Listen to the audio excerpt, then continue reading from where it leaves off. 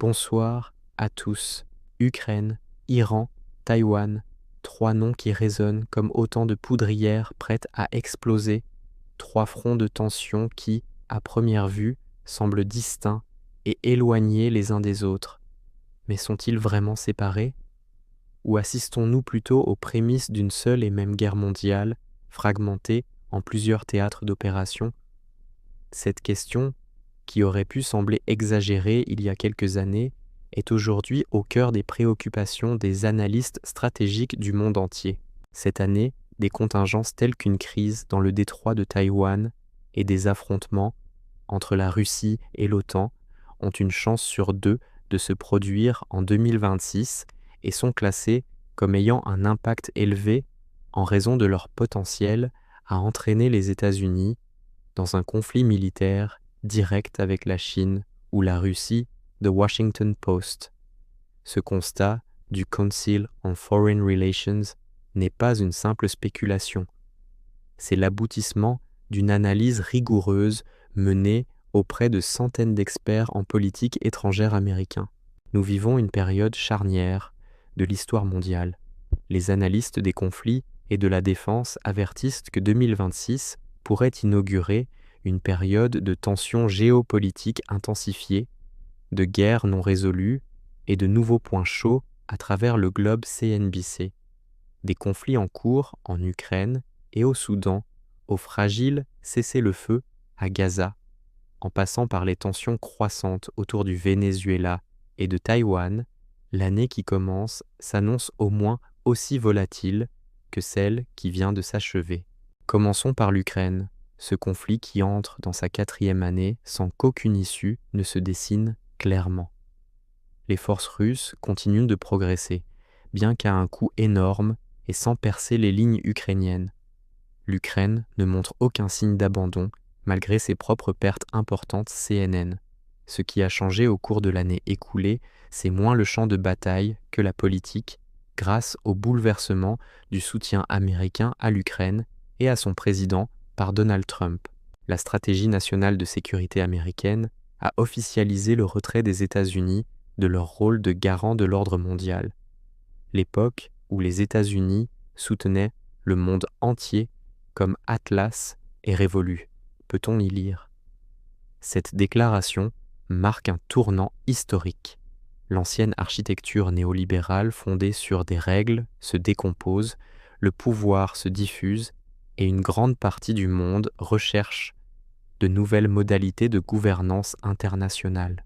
Le 28 février 2025, l'événement devenu connu sous le nom de Sommet des cris a eu lieu lorsque le président ukrainien Volodymyr Zelensky a été expulsé de la Maison-Blanche après un affrontement public et houleux avec le président américain et le vice-président Military.com. Dans toutes les capitales européennes, le message était sans équivoque. Les États-Unis pourraient encore être présents, mais plus pour très longtemps. Avec l'impasse des efforts pour mettre fin à la guerre en Ukraine, malgré l'optimisme public du président américain, l'Europe est maintenant sérieusement confrontée au scénario cauchemardesque d'une guerre avec la Russie. L'Europe se trouve à son moment le plus périlleux depuis des décennies. Les capitales et institutions européennes doivent se préparer rapidement à défendre le continent elles-mêmes. Tournons-nous maintenant vers le Moyen-Orient, ce nœud gordien de tensions qui ne cesse de se resserrer. L'accalmie qui a suivi la guerre de 12 jours de juin a donné à toutes les parties une certaine satisfaction. Israël et les États-Unis ont causé de grands dommages aux programmes nucléaires et de missiles iraniens, tandis que le régime iranien est resté debout après avoir absorbé les coups CNN. Mais Israël pourrait bien frapper à nouveau si l'Iran cherche à reconstruire l'un ou l'autre de ses programmes. Les hostilités la prochaine fois sont susceptibles d'être pires. La question iranienne ne se limite pas à son programme nucléaire. Elle est intimement liée à un réseau complexe d'alliances et de proxy wars qui s'étendent du Liban au Yémen en passant par la Syrie et l'Irak. Un conflit armé renouvelé entre l'Iran et Israël, motivé par les efforts de l'Iran pour relancer son programme nucléaire et reconstruire un réseau régional opposé à Israël PJ Media, figure parmi les priorités absolues des experts américains pour 2026. Le contexte régional est explosif. Le Hamas, le Hezbollah et les Houthis se trouvent à un point de faiblesse qu'Israël et les États-Unis seraient impatients d'exploiter. Le leadership de l'axe pro-iranien a été sévèrement endommagé.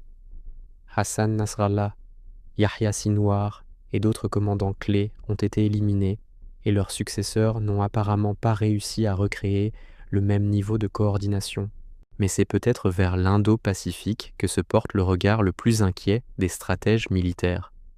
Une pression militaire, économique et politique intensifiée de la Chine sur Taïwan, qui déclenche une grave crise transdétroit entraînant d'autres pays régionaux, y compris les États-Unis PJ Media, constitue l'un des scénarios les plus redoutés pour 2026. Parmi les experts occidentaux, les analystes et les responsables du renseignement, une date est devenue un raccourci pour une confrontation potentielle autour de Taïwan. 2027, military.com.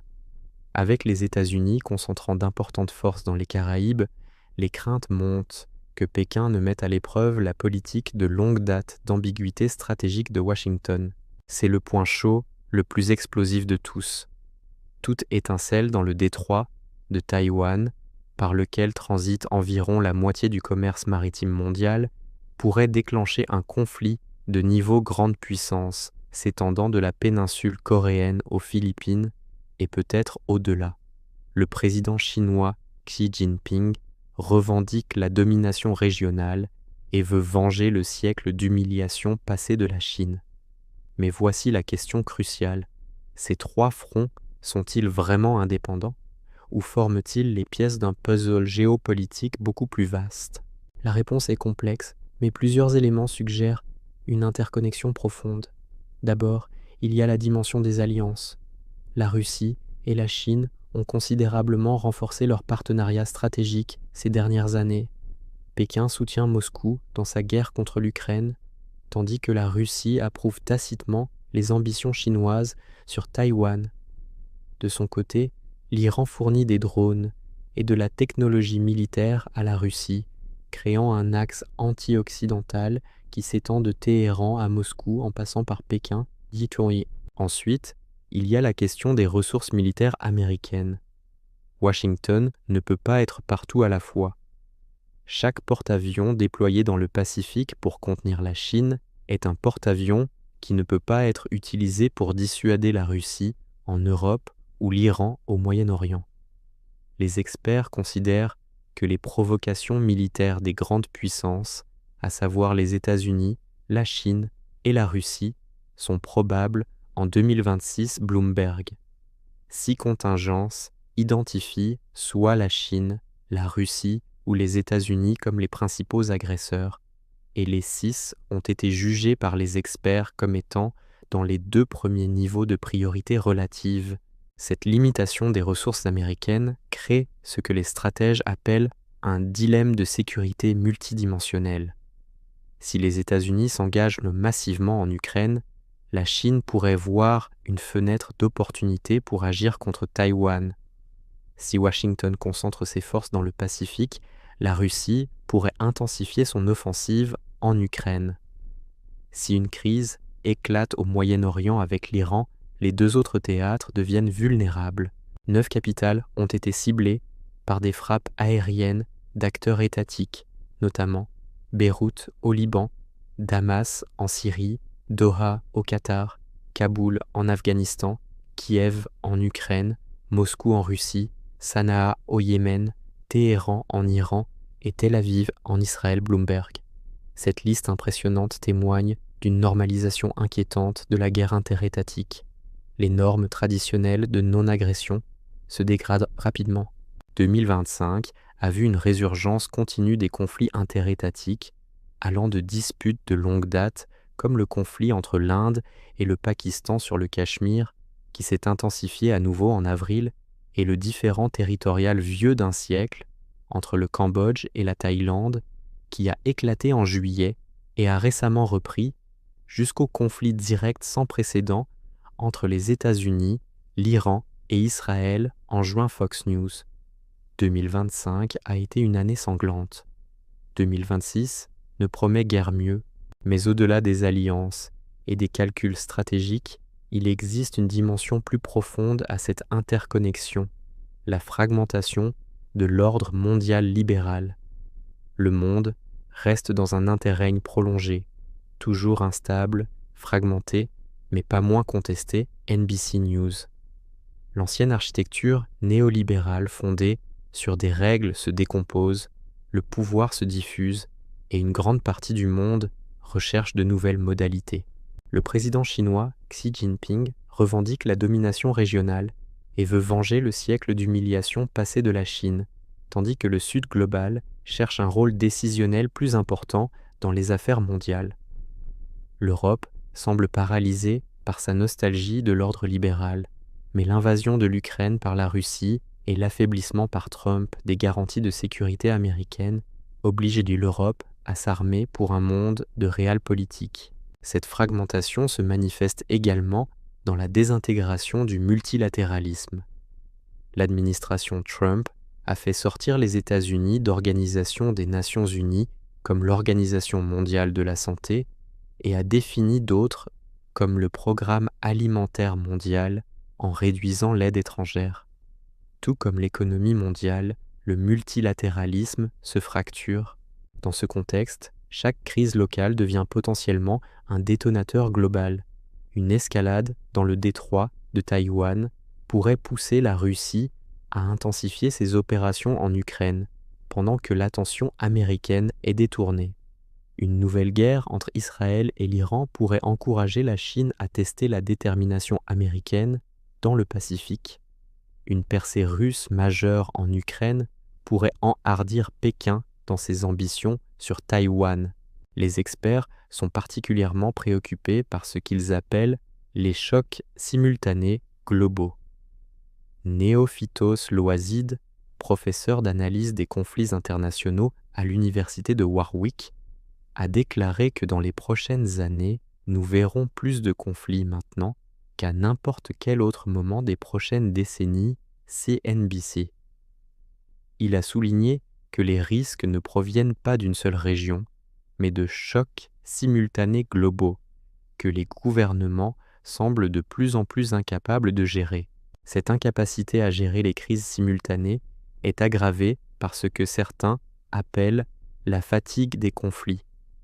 Les opinions publiques occidentales, après des décennies de guerre en Afghanistan, en Irak, en Syrie et maintenant en Ukraine, montrent des signes d'épuisement face à l'engagement militaire international. Cette lassitude pourrait être exploitée par des acteurs hostiles qui calculent que l'Occident n'a plus la volonté politique de défendre l'ordre international qu'il a construit. Il y a également la question technologique qui lie ces trois théâtres.